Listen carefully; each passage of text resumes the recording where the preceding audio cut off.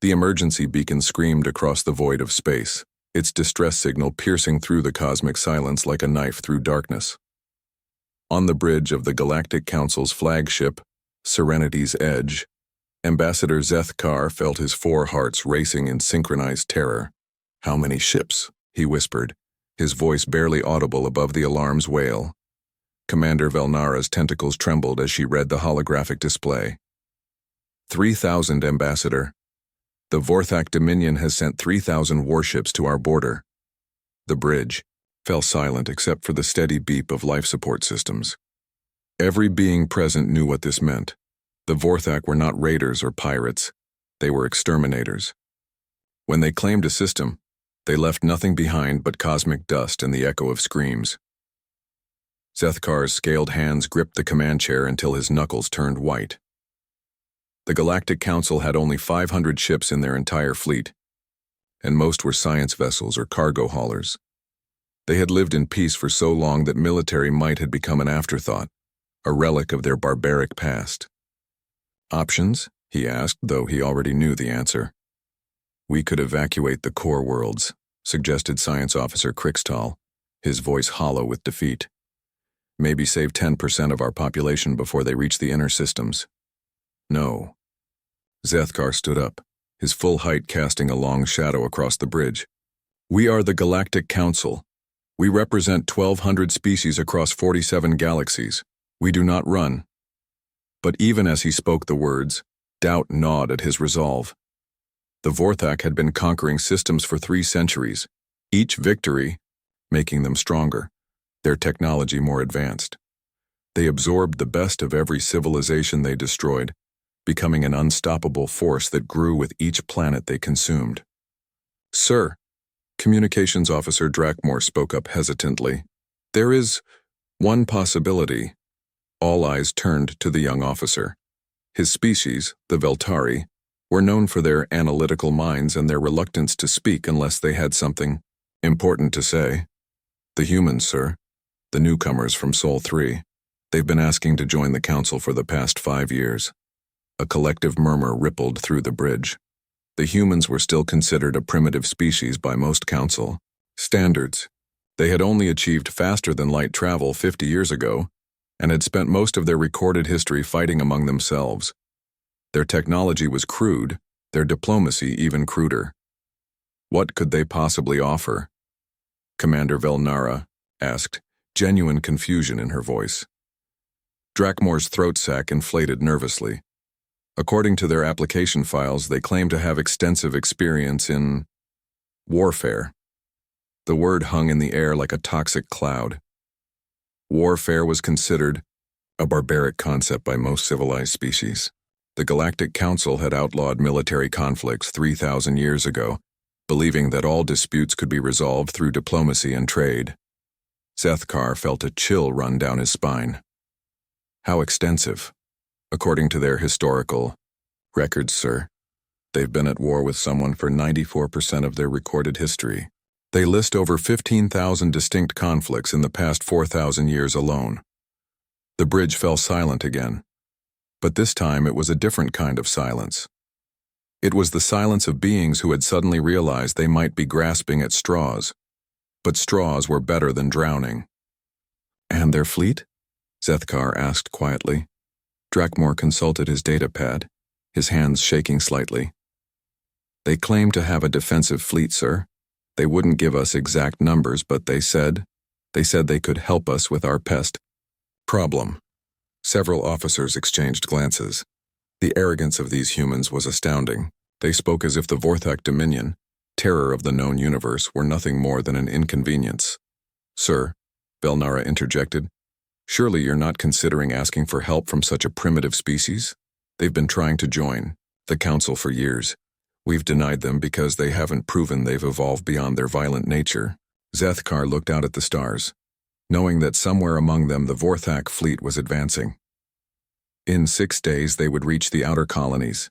In 10 days, they would reach the Council homeworlds. After that, "Patch me through to Earth," he said finally. "Sir, you heard me. Open a channel to the human homeworld. It's time we learned what these primitive beings have to offer."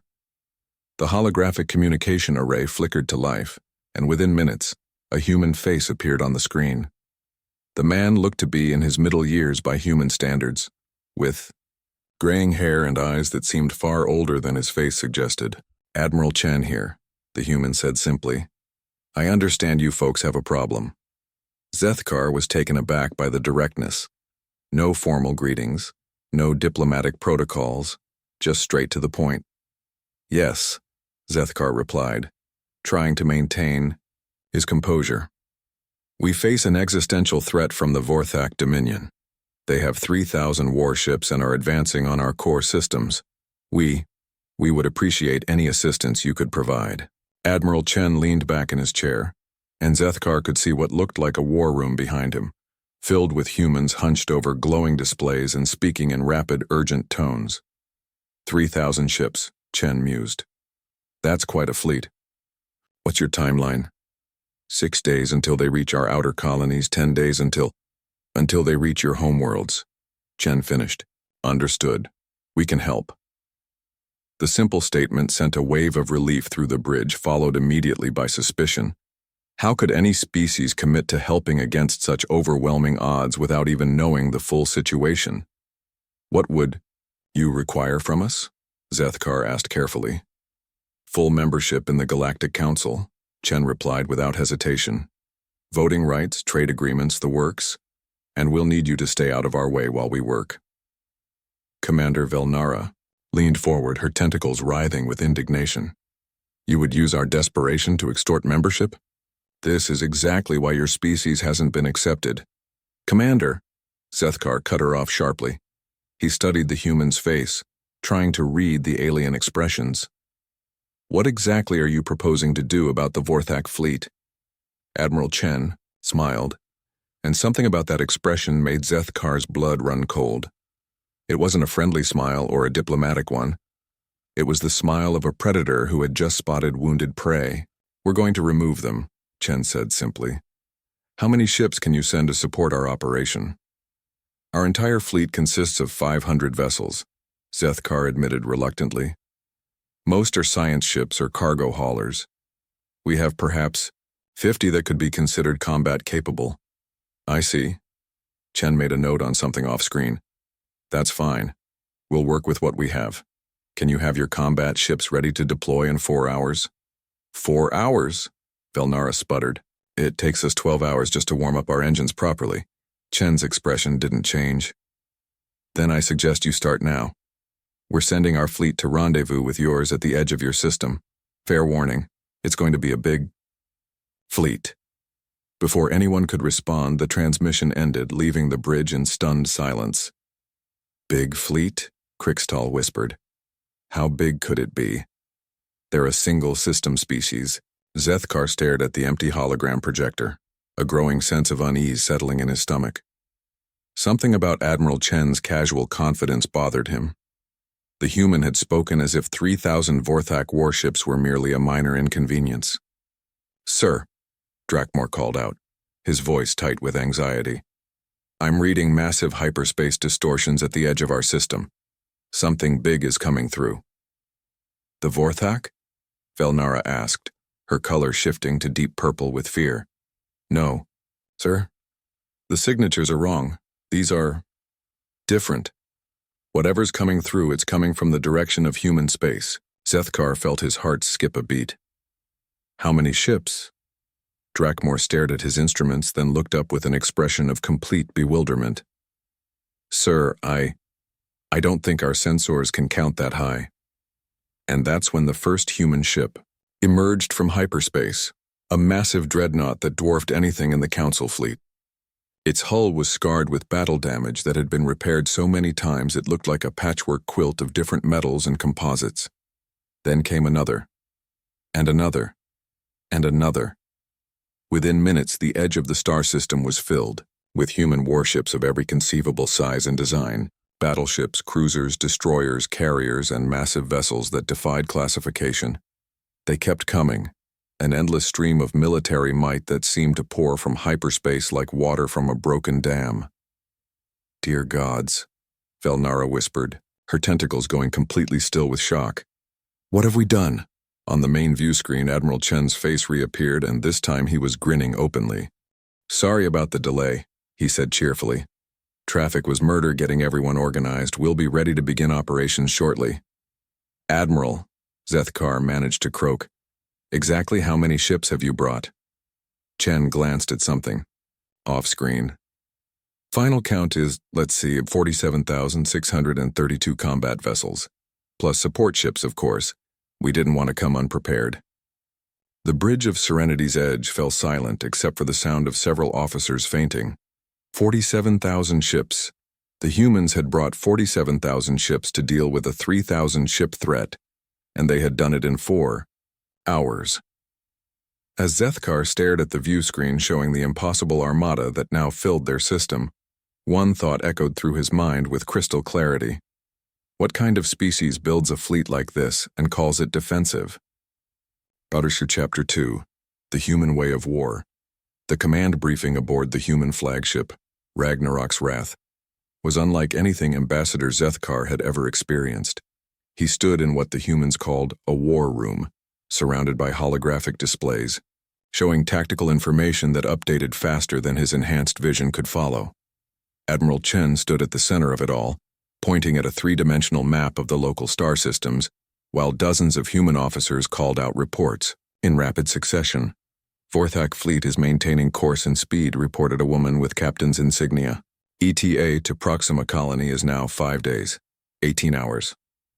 Iron Fleet reports ready for deployment," called out another officer. "All ships fueled and armed. Psi-Corps standing by," added a third. "We've got their communications frequencies locked. Down." Zethkar felt overwhelmed by the casual efficiency of it all. These humans spoke of war preparations the way his people discussed trade negotiations, with professional competence born of long experience. "Ambassador," Admiral Chen said, noticing his confusion, "I should probably explain how this is going to work." "Please," Zethkar replied, his voice barely steady. Chen gestured to the tactical display. "The Vorthak think they're hunting sheep. They've never faced serious military opposition before, so they're approaching your colonies in a standard conquest. Formation: 3 large battle groups with heavy ships in front, support vessels in the rear, and their command ship protected in the center." "Yes," Zethkar nodded. "They've used this formation to conquer 47 systems. It's proven to be unstoppable." "Against civilian populations, sure," Chen agreed, "but they've made several tactical errors that we're going to exploit." He pressed a control, and the display zoomed in on the Vorthak fleet. Zethkar could see the massive alien vessels arranged in their traditional formation, an arrowhead of destruction pointed at the heart of Council space. "First mistake," Chen continued. "They're traveling in a tight formation through hyperspace. That makes them predictable. We know exactly where they're going to emerge. Second mistake, they're assuming no one will challenge them between their current position and their target. That means they haven't deployed scouts or established defensive perimeters." "And the third mistake?" Zethkar asked, though he was beginning to suspect he didn't want to know. Chen's smile returned, and this time several other human officers smiled along with him. It was like watching a pack of predators sharing a private joke. "They've never fought humans before," Chen said simply. "They don't know what we're capable of."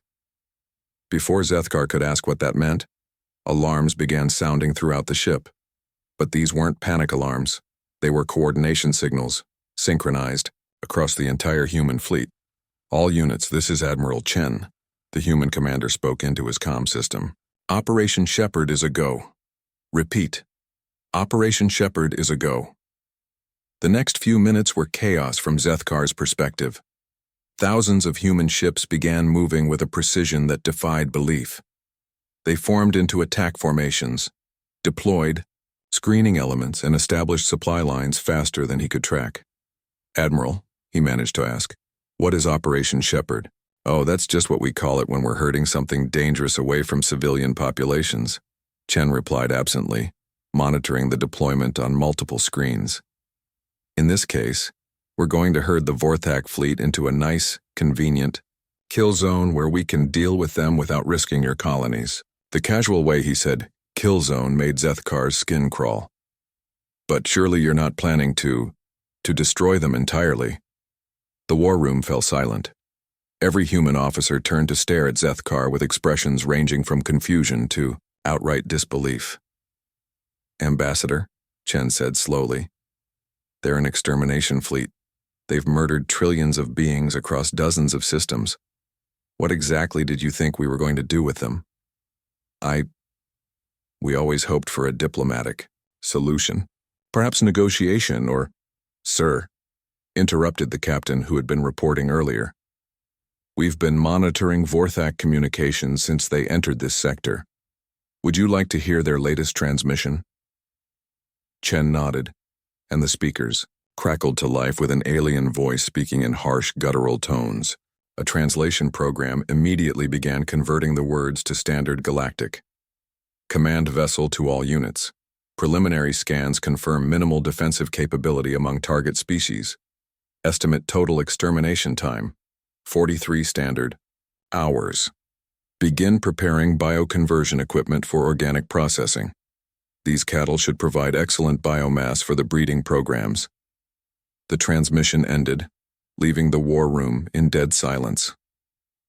Zethkar felt sick. He had known the Vorthak were conquerors, but somehow hearing them discuss the systematic murder and processing of his people with such casual efficiency made it real in a way that intelligence reports never could.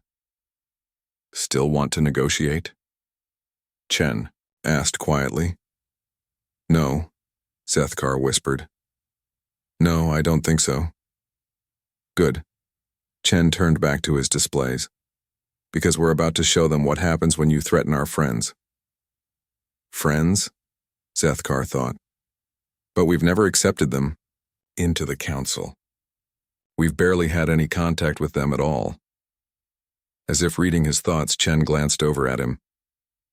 You asked for our help, Ambassador. That makes you our allies, and humans have a very simple rule about allies. Which is? Nobody touches our allies but us. The next several hours passed in a blur of activity that Zethkar could barely follow. Human ships moved through space with a coordination that spoke of decades of practice. They established ambush points, deployed sensor networks, and began something they called psychological warfare that involved broadcasting music at frequencies designed to interfere with Vorthak communications. Music? Zethkar asked when he noticed the acoustic component of their operations. Heavy metal, explained Captain Rodriguez, the officer who had been monitoring communications. Specifically chosen for maximum disruption of their neural patterns. We've been studying Vorthak biology ever since they showed up on our threat assessment lists. You've been studying them? For how long? About 2 years, Rodriguez replied casually. Ever since our deep space scouts reported their expansion pattern.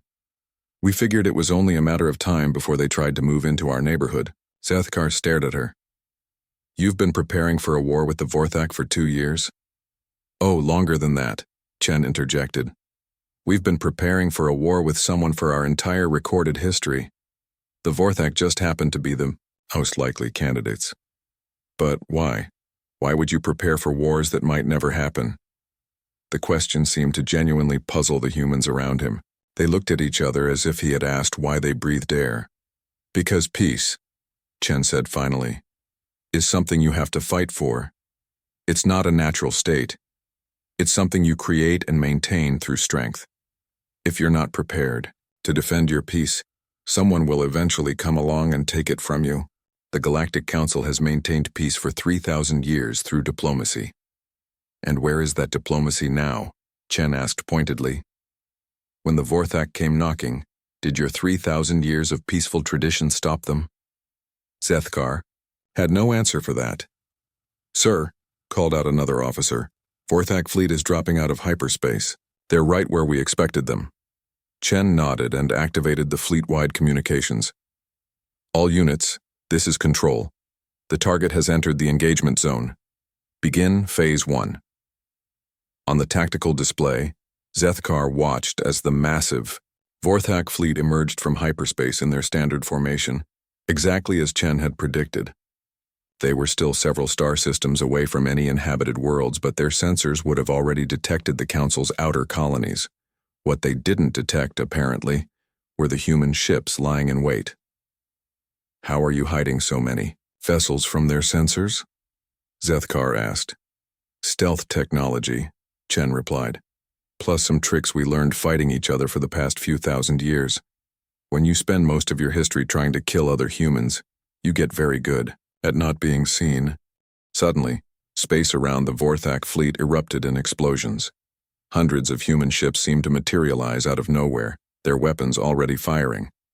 But these weren't attempting to destroy the alien fleet. They were hurting it, forcing it to change course. What are you doing? Zethkar asked. Driving them toward our kill zone, Chen explained. The Vorthak formation is designed to punch through defensive lines and reach populated worlds quickly.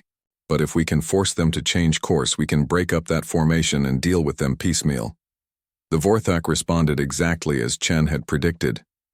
Their frontline ships turned to engage the human attackers, but as soon as they did, more human vessels appeared on their flanks and rear, forcing them to spread out and defend multiple approaches. They're fighting exactly like we expected, observed Captain Rodriguez. No adaptation, no creative thinking. Just brute force and standard tactics. That's the problem with conquest-based militaries, Chen replied. They get used to fighting. Enemies who can't fight back. When someone finally does resist, they don't know how to adapt. For the next 6 hours, Zethkar watched the humans conduct a masterclass in tactical warfare. They never committed their full force to any engagement, instead using smaller groups to probe, harass, and redirect the Vorthak fleet. Every time the aliens tried to regroup, human ships appeared from a new direction, forcing them to split their attention. It's like watching a pack of predators, Zethkar murmured. That's exactly what it is, Chen agreed. Humans are persistence hunters, Ambassador. We don't always go for the quick kill. Sometimes we prefer to run our prey to exhaustion first, and then? Chen's smile was sharp enough to cut steel. Then we finish them. As the day wore on, the Vorthak fleet became increasingly disorganized. Their tight formation had dissolved into scattered battle groups, each fighting desperately to maintain position, while human ships darted in and out of weapons range like angry wasps. Sir, reported the tactical officer, Vorthak fleet has been successfully herded into the Kepler Nebula. All units are in position for Phase 2. Chen nodded and opened the fleet-wide channel again. All units. This is Control. Execute Phase 2. Show them what happens when you threaten our allies. And that's when Zethkar learned what 47,000 human warships looked like when they stopped playing around. The space around the Kepler Nebula lit up like a new star being born. Thousands of ships opened fire simultaneously, their combined weapon discharge creating a light show visible from several star systems away. The Vorthak fleet, already scattered and demoralized, found itself facing the full might of humanity's war machine. It wasn't a battle.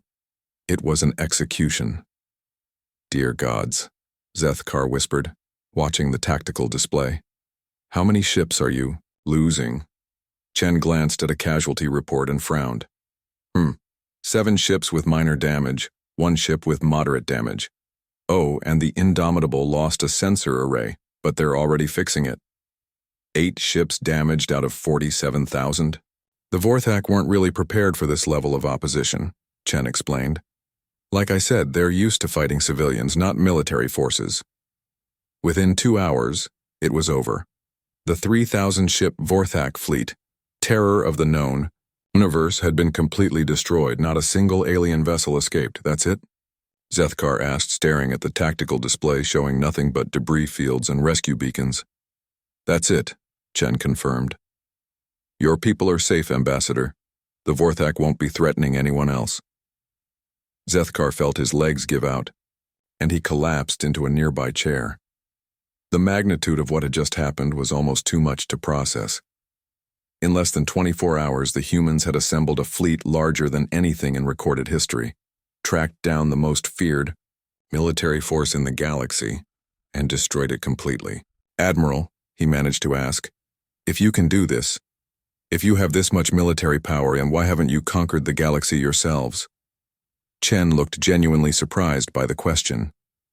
Why would we want to do that?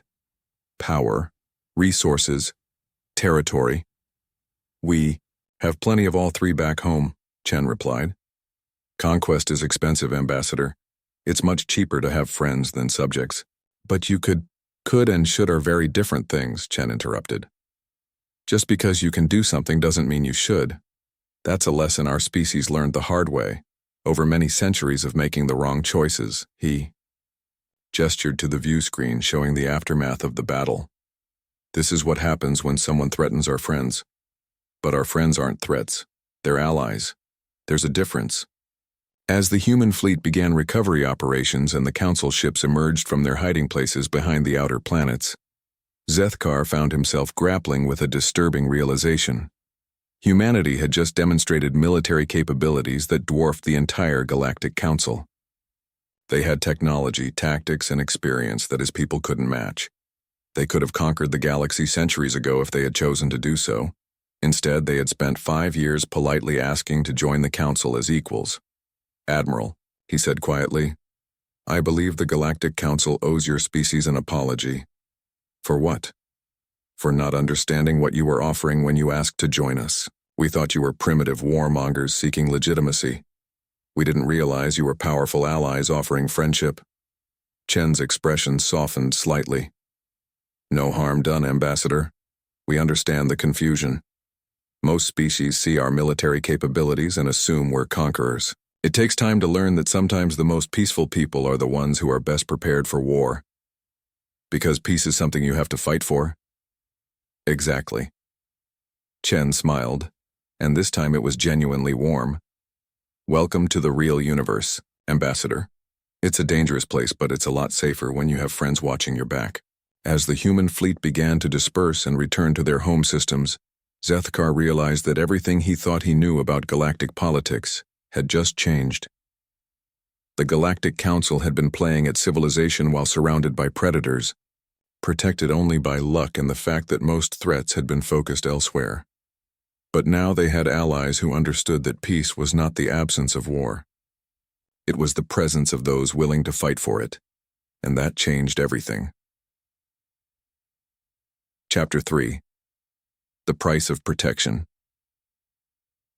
3 days after the battle, Ambassador Zethkar found himself back aboard his flagship, staring at reports that made less sense each time he read them. The human fleet hadn't simply destroyed the Vorthak and left. They had done something far more disturbing. They had stayed. Admiral, he said into the communication array, addressing Chen, who remained aboard the Ragnarok's Wrath. I'm looking at deployment reports that show your fleet is establishing permanent patrol routes through our territory. Chen's image appeared on the hologram, and he was reviewing what appeared to be star charts. That's correct, Ambassador. We're setting up a defensive perimeter around Council space. We didn't ask for a permanent military presence. No, you didn't, Chen agreed calmly. But the Vorthak weren't the only threat out here. Our long-range scouts have identified at least 6 other aggressive species that view the Council as potential targets. The Skalnath Hive, the Razor Syndicate, the Crimson Legion. Should I go on? Zethkar felt his blood turn cold. You've been monitoring threats to Council space without our knowledge? For the past 3 years, yes. We've also been quietly discouraging several species from investigating your territory. The Hemite Collective was planning a scouting expedition to your outer systems last year. We convinced them to look elsewhere. Convinced them how? Chen's smile was answer enough. This is unacceptable, Commander Velnara interrupted, her tentacles writhing with agitation. You cannot simply decide to police our space without our consent. Actually, we can, Chen replied, his tone still polite, but with an edge of steel. You see, you asked for our help dealing with the Vorthak.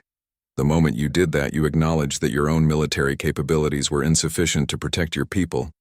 That was a temporary arrangement. Was it? Chen leaned forward slightly. Tell me, Commander, what happens when the next threat appears? The Skalnath Hive has a 1,000,000-ship fleet, and they reproduce by consuming other species. The Razor Syndicate specializes in slave-taking raids. The Crimson Legion, well, they make the Vorthak look like peaceful diplomats. The bridge fell silent as the implications sank in. You're saying, Zethkar said slowly, that we're defenseless against any serious military threat. I'm saying, Chen replied, That the galaxy is a lot more dangerous than you realized. The Council has survived this long because you've been lucky. The major predator species have been focused on easier targets or fighting each other, but that's changing. He pressed a control and the holographic display shifted to show a tactical map of the local galactic region. Red indicators marked hostile species, yellow indicated unknowns, and green showed Council territory. There was a lot more red than green. The Vorthak weren't an anomaly, Chen continued. They were the beginning. The galaxy is entering a period of increased aggression and expansion. Resources are becoming scarce, and peaceful species like yourselves look like easy targets. So, what are you proposing? Zethkar asked, though he suspected he already knew. Full military alliance, Chen stated simply. The Council gets our protection and access to our military technology. In exchange, we get full membership in the Council, including voting rights, and access to your scientific databases, Commander. Velnara's color shifted to deep purple, the Veltari equivalent of outrage. You're holding us hostage. Join us or we withdraw our protection. No, Chen replied calmly. We're offering you a choice. You can accept our alliance and help us build a stronger defense network, or you can decline and we'll respect your decision. But if you decline, we can't guarantee your security against future threats. And if we say no, what happens then? Chen was quiet for a long moment. Then we go home. We pack up our fleets, return to human space, and you handle the next crisis. Yourselves. When the Skalnath Hive arrives with their 1,000,000 ships or the Razor Syndicate decides your people would make good slaves, you'll have your sovereignty intact. The implication hung in the air like a toxic cloud. This is extortion, Velnara whispered. No, Chen said firmly. Extortion is when someone creates a threat and then offers to remove it for payment. We didn't create the Vorthak or the Skalnath or any of the other predator species out there. We're offering to help you deal with threats that already exist. But you're using our weakness against us. I'm using reality against you, Chen corrected. The reality is that your 3,000 years of peaceful development have left you militarily vulnerable. The reality is that there are species out there who view that vulnerability as an opportunity. The reality is that we're offering to help you survive in a dangerous universe. Zethkar studied the tactical display, his mind racing.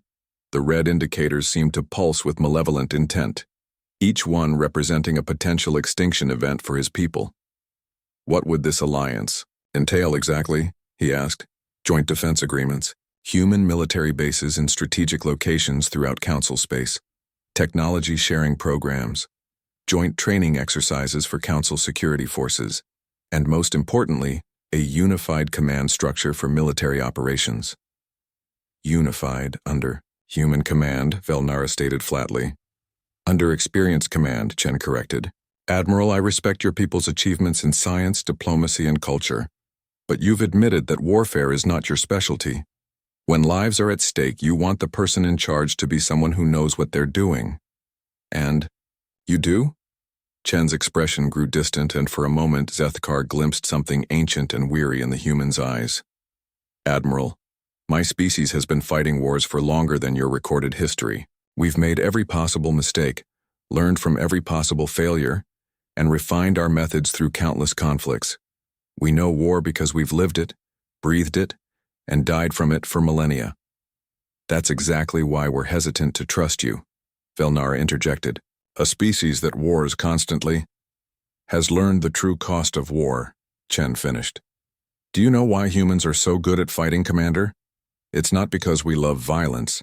It's because we hate it so much that we've spent centuries learning how to end conflicts as quickly and decisively as possible. He gestured to the display showing the remains of the Vorthak fleet. We didn't torture those ships or prolong their suffering. We identified the threat, neutralized it completely, and moved on. That's how you minimize casualties and prevent future conflicts. By being so terrifying that no one dares challenge you. By being so effective that challenging us is obviously pointless, Chen replied. Fear is temporary and breeds resentment. Respect based on demonstrated capability lasts much longer. Zethkar found himself thinking about the human fleet. 47,000 ships that had appeared in 4 hours, destroyed a threat that had terrified the entire galaxy, and then calmly offered friendship. It wasn't just their military might that impressed him. It was their restraint. "Admiral," he said slowly, "why didn't your people simply conquer the galaxy centuries ago? You clearly had the capability." Chen was quiet for a long moment. "Because conquest doesn't create lasting peace, Ambassador. It creates resentment, rebellion, and eventual collapse. We learned that lesson the hard way, fighting each other for thousands of years. But you could have created an empire that would have crumbled within a few generations, could have enslaved billions of beings who would have spent every moment plotting revenge, could have built a civilization based on fear and oppression." Chen shook his head. "We tried that approach. It doesn't work." "What changed?" "We grew up," Chen said simply. "We realized that the strongest civilizations are built on mutual benefit, not subjugation. That's why we're offering alliance instead of conquest." Commander Velnara's tentacles had stopped writhing, and her color had shifted to a more neutral shade. "And if we accept this alliance, what guarantee do we have that you won't eventually decide to conquer us anyway?" "The same guarantee you have right now," Chen replied. "None. But if we wanted to conquer you, why would we bother with negotiations? We could have simply destroyed your fleet along with the Vorthak and declared ourselves your new rulers. So we're supposed to trust you based on your restraint." "You're supposed to judge us based on our actions," Chen corrected. "We've had the power to dominate this region for decades. Instead, we've spent that time politely asking to join your council as equals. Does that sound like the behavior of conquerors?" Zethkar realized that Chen was right. The humans had demonstrated overwhelming military superiority, but they were still negotiating instead of dictating terms. If they were truly the warmongers that Council intelligence had portrayed them as, this conversation would be very different. "What about our sovereignty?" he asked. "Our right to self-determination?" "Completely intact," Chen assured him.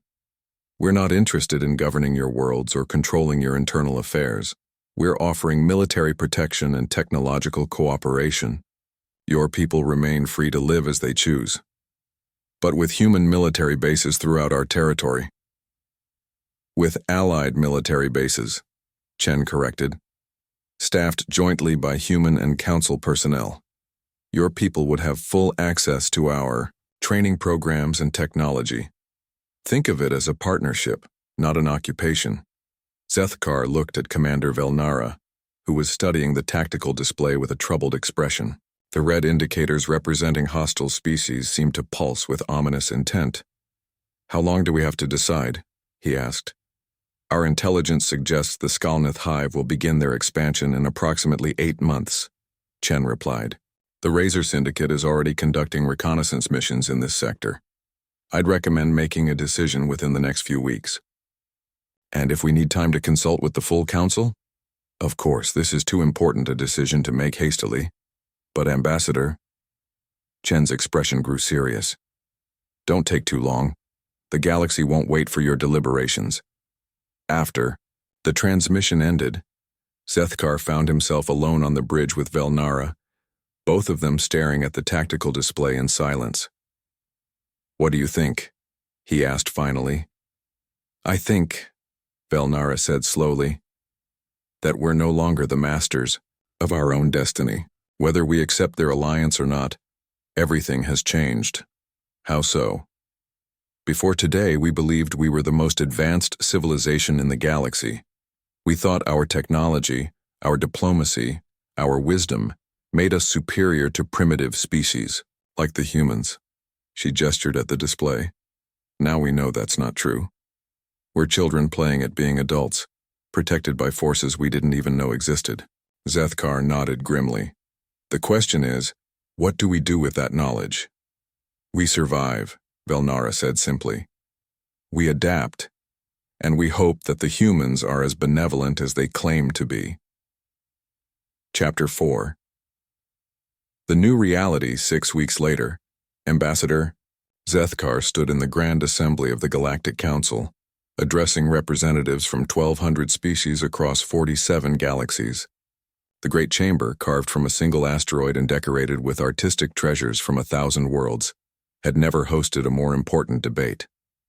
"The motion before us," he announced, his voice carrying across the vast space, "is to accept the human proposal for full military alliance, including membership in the Galactic Council with full voting rights."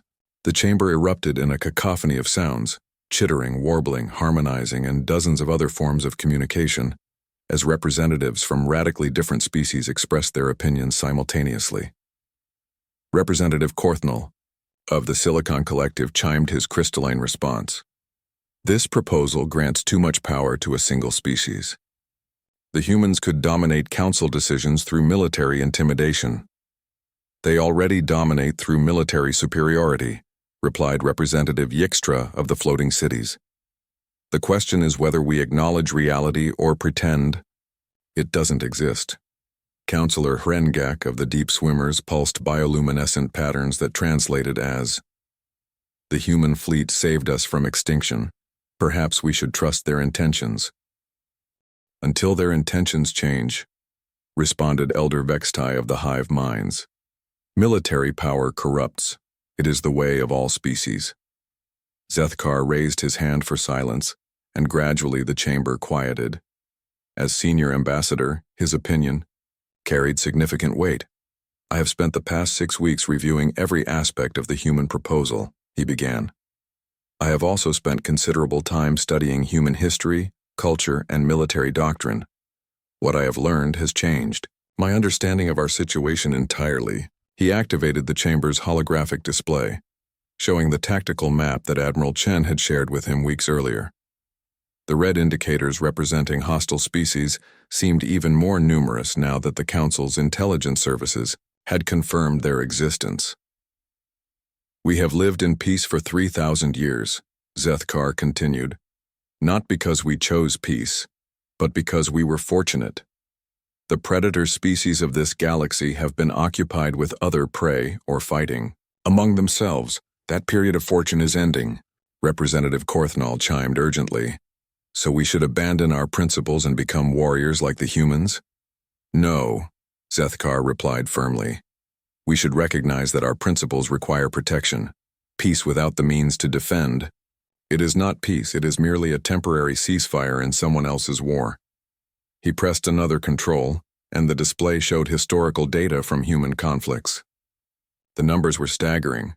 Casualties in the billions, entire continents devastated, civilizations rising and falling in cycles of violence that spanned millennia. "The humans have not always been peaceful," he admitted. "But they have learned from their mistakes in ways that we have not had to. They understand the true cost of war because they have paid it repeatedly."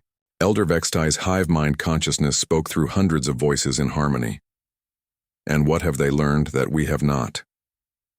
"That peace is not a natural state," Zethkar replied. "It is an achievement that must be actively maintained. The humans prepare for war not because they love fighting, but because they have learned that being unprepared for war guarantees that war will find you." He gestured to the display showing the destroyed Vorthak fleet. "When the Vorthak threatened us, what did our 3,000 years of peaceful development provide? Diplomatic protests, economic sanctions, we were helpless. But we survived," pointed out Representative Yixtra. "We survived because the humans intervened," Zethkar corrected. "Not because of anything we did, but because a species we had, dismissed as primitive, chose to help us despite our rejection of their friendship." The chamber fell silent as the implications sank in. "The humans are offering us a choice," Zethkar continued. "We can accept their alliance and learn from their experience, gaining the military capability to defend ourselves while maintaining our cultural independence. Or we can refuse their offer and hope that the next existential threat will also be handled by someone else." Representative Korthnall's chimes took on a worried tone. "And if we accept, what happens to our sovereignty?" "What sovereignty?" Zethkar asked bluntly. "True sovereignty requires the ability to defend your territory and protect your people. Without that capability, sovereignty is just a word." He looked around the chamber, meeting the eyes, or optical sensors, or electromagnetic fields of representatives from dozens of different species. I have seen the human military in action, he said quietly. I have watched them coordinate 47,000 warships with a precision that our best trade convoys cannot match. I have seen them destroy an enemy that we feared was invincible, and I have watched them do it while taking casualties that barely qualify as a rounding error. This does not reassure us about their peaceful intentions, Elder Vextai observed. It should, Zethkar replied, because I have also seen them choose restraint when they could have chosen conquest. I have seen them offer alliance when they could have demanded submission. I have seen them ask for membership in our council when they could have simply declared themselves our rulers. He paused, letting that sink in. The humans could have conquered the galaxy centuries ago. They chose not to. They could conquer it today. They are choosing not to. Instead, they are offering to help us build a civilization strong enough to defend itself. Representative Yikstra floated closer to the speaker's platform. What guarantees do we have that they will honor their commitments? The same guarantees we have always had, Zethkar replied. None. But consider the alternative. If we refuse their alliance, we remain defenseless against the next threat. If we accept, we gain the capability to eventually defend ourselves. Eventually? Korthnal chimed suspiciously. The humans are offering technology transfer programs and joint training initiatives, Zethkar explained. They want to teach us to defend ourselves, not create permanent dependence. A temporary alliance while we build our own capabilities is far preferable to permanent vulnerability. Elder Vextai's collective consciousness seemed to pulse with consideration. You speak as if this decision is inevitable. It is, Zethkar said simply. The galaxy has changed. We can adapt to that change, or we can be consumed by it. Those are our only options. He looked around the chamber one final time. I call for a formal vote. All in favor of accepting the Human Alliance proposal? The chamber filled with the sounds of 1,200 species expressing their approval in dozens of different ways. When the translation computers finished tallying the responses, the result was clear. 1,047 votes in favor, 127 opposed, and 43 abstentions. The motion passed by an overwhelming margin. The alliance is approved, Zethkar announced. May it bring us the peace we have always sought, backed by the strength we never knew we needed. As the representatives began filing out of the chamber, Zethkar remained at the podium, staring at the tactical display. The red indicators representing hostile species were still there, but somehow they seemed less threatening now. Commander Velnara approached him, her tentacles moving in patterns of resigned acceptance. Do you think we've made the right choice? She asked. I think we've made the only choice, Zethkar replied. Whether it's right or wrong, we'll discover together. And if the humans eventually become the threat we're trying to avoid, Zethkar smiled grimly, then at least we'll have learned how to fight back. 3 days later, the first Human Council joint military base was established in the Kepler Nebula, built on the site where the Vorthak fleet had been destroyed. Admiral Chen personally oversaw the construction, working alongside Council engineers to create a facility that could serve both species' needs. It's not what I expected, admitted Chief Engineer Pralnath, watching human and Council personnel working side by side to install defensive systems. What did you expect? Chen asked. Segregation. Humans giving orders, Council personnel following them, military occupation disguised as cooperation. And instead, Pralnath gestured to a group of human technicians who were patiently explaining weapons system configurations to their Council counterparts. Instead, I see teachers. Chen nodded. That's the point. We're not here to replace your military. We're here to help you build one. Why? Pralnath asked. What do you gain from making us stronger? Strong allies, Chen replied simply. The galaxy is a dangerous place. The more civilized species that can defend themselves, the safer everyone becomes. Even if that means we might eventually challenge your dominance? Chen looked genuinely puzzled by the question. Why would you want to challenge us? We're on the same side. But if we become militarily powerful, Then you'll be able to help us defend against the next threat, Chen interrupted. The Skalnith, Hive, the Razor Syndicate, the Crimson Legion, they're all out there and they're all growing stronger. We're going to need all the help we can get. Pralnith stared at him. You're not building an empire. You're building a coalition. Now you're getting it, Chen smiled. Empires fall, engineer. Coalitions of allies last much longer. As construction continued on the joint base, similar facilities began rising throughout Council space. Human instructors worked with Council security forces, sharing centuries of hard-won military knowledge. Technology transfer programs began converting peaceful Council ships into defensive platforms capable of protecting their home systems. And in the deepest reaches of space, long-range sensors detected the first signs of movement from the Skalnith. Hive, the galaxy was indeed becoming more dangerous. But for the first time in 3,000 years, the Galactic Council was preparing to meet that danger with something more than diplomatic protests and economic sanctions. They were preparing to fight back.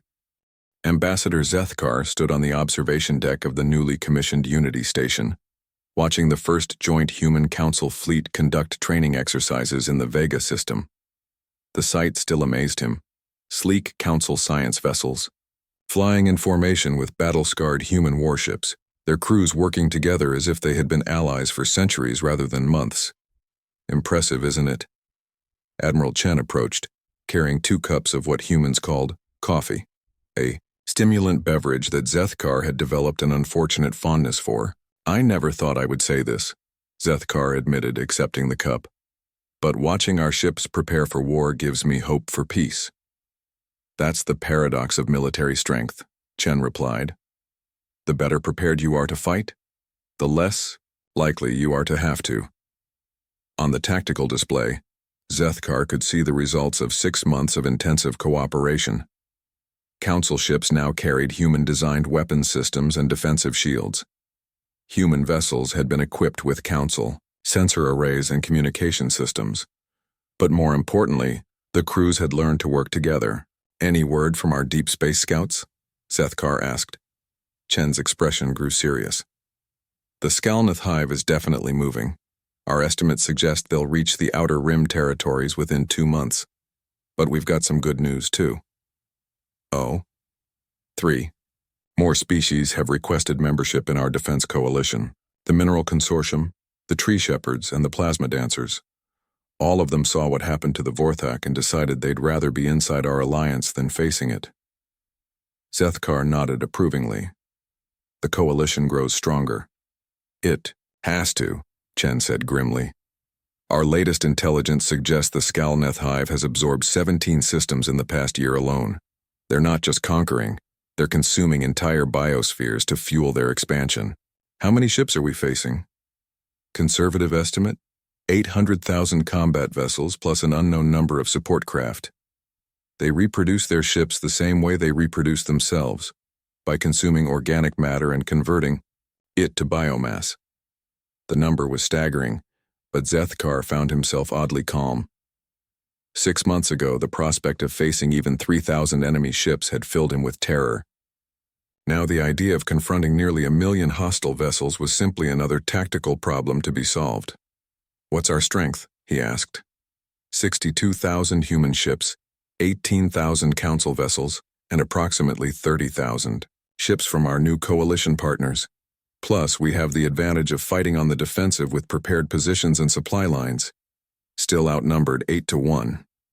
Better odds than we've faced before, Chen replied with a slight smile. Besides, numbers aren't everything. The Vorthak had us outnumbered too. Zethkar looked out at the joint fleet exercises and felt a surge of pride. Those ships represented something unprecedented in galactic history. Not an empire built on conquest, but a voluntary alliance of species choosing to stand together against the darkness. Admiral, he said quietly, I owe you an apology. For what? For not understanding what humanity was offering when you first asked to join the Council. We saw your military strength and assumed you were conquerors. We didn't realize you were guardians. Chen was quiet for a moment. We weren't always guardians, Ambassador. We had to learn to be. It took us a long time to understand that true strength comes from protecting others, not dominating them. And now you're teaching us the same lesson. Now we're learning it together, Chen corrected. Every species brings something valuable to this alliance: human military experience, council scientific knowledge, consortium industrial capacity, shepherd agricultural expertise. We're stronger together than any of us could be alone. A priority alert chimed through the station's communication system, interrupting their conversation. The voice that followed was crisp and professional. All senior staff to the command center. Priority Alpha Intelligence Briefing. Chen and Zethkar exchanged glances and quickly made their way to the command center, where they found a room full of officers from multiple species, studying holographic displays with intense concentration. "Report," Chen ordered. Commander Rodriguez looked up from her console. "Sir, long-range sensors have detected massive hyperspace distortions in the Cygnus sector. The Skalneth Hive is beginning their invasion." Timeline? 6 weeks until they reach inhabited systems, but sir... Rodriguez hesitated. "There's something else. We're reading energy signatures that don't match Skalneth technology." "Explain." "It looks like they've absorbed more than just biomass from their conquests. They're using technology from multiple species: Vorthak weapon systems, hegemony shield generators, collective computational networks. They've been learning from everything they've consumed." The command center fell silent as the implications sank in. The Skalneth weren't just a swarm of mindless consumers. They were adaptive, incorporating the best technologies of their victims into their own forces. "That changes things," Chen murmured. "How much time do we have to prepare?" "Our fleets can be in position within 4 weeks," reported the tactical officer. "The coalition forces are requesting permission to begin deployment immediately." "Granted. Signal all commands. Operation Bulwark is now active. Full defensive deployment. All available assets."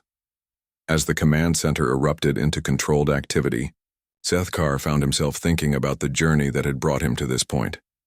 6 months ago, he had been a diplomat from a peaceful civilization, terrified by the prospect of facing 3,000 enemy ships.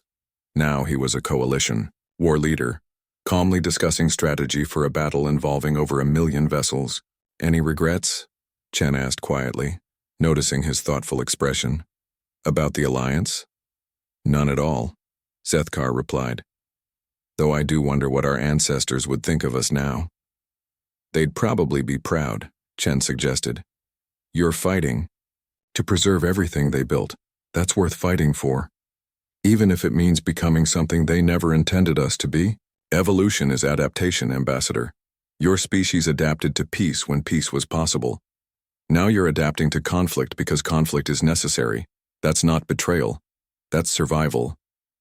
As reports continued to flow in from across the coalition, Zethkar realized that Chen was right. They weren't abandoning their principles by preparing for war. They were defending those principles by ensuring they would survive to see another generation. The Skalneth Hive was coming, bringing death and consumption to everything in their path, but they would find something they had never encountered before. A coalition of civilized species united not by conquest or dominance, but by the shared determination to protect everything they held dear. "Signal the fleet," Zethkar said, his voice carrying across the command center. "Tell them the Council remembers why we fight, not for territory or resources or glory, but for the right to exist as free beings in a galaxy that still has room for hope."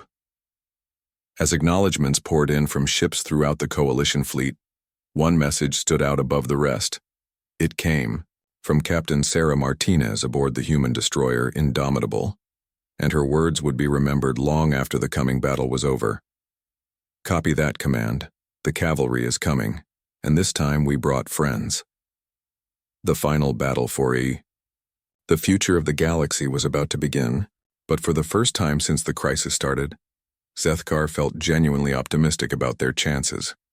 After all, they had learned something that the Skalneth Hive, in all their consuming hunger, had never understood. Some things are worth fighting for, and when civilized beings stand together, even the darkness can be held at bay. The galaxy held its breath and prepared for war, secure in the knowledge that this time, they would not face the darkness alone. The end.